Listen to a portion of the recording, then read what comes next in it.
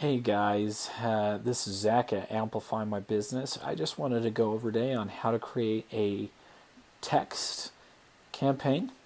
So I'm going to come in here. Anything that you do with campaigns or other known as follow-up sequences, right, is you're going to come down in here under marketing and then you're going to click on campaigns. Now this is really important. Depending on what you want to do is going to depend on how you create it. The best thing to do when you're in marketing and you're creating new follow-up sequences, new campaigns, is to always choose a folder. So I'm going to call this folder my text campaigns. Okay. So I'm going to click save, and then I'm going to create a new campaign. Right. Here, I'm going to go ahead and I'm going to select a name for it. So I'm going to call this text. I'll just call this my text campaign 1. Okay, and I'm going to select it to be in my text campaigns folder, and then I'm going to click save.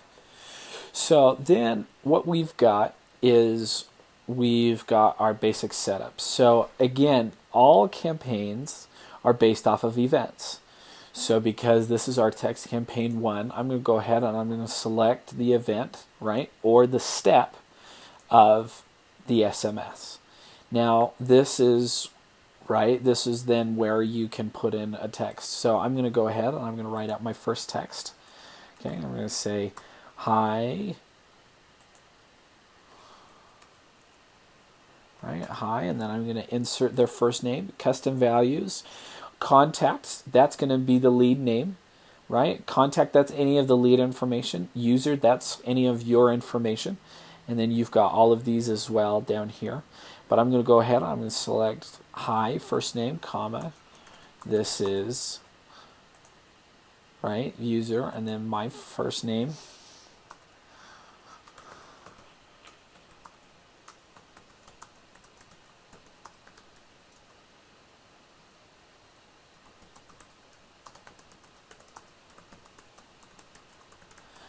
About your property.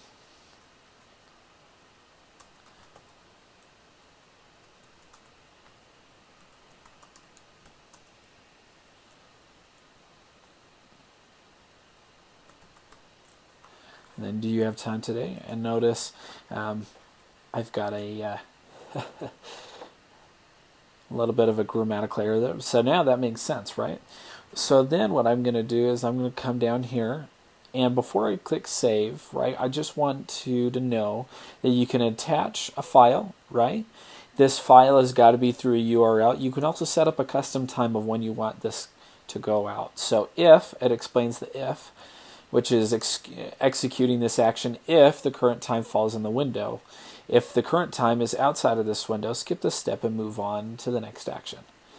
So that's if you want to skip it. I usually like to do when. When means that it will execute this action if the current time falls in this window, else wait until the next window to execute this action. Right? And I'm going to choose this to go out Monday through Friday from 8 to 5 p.m. So then I'm going to click save.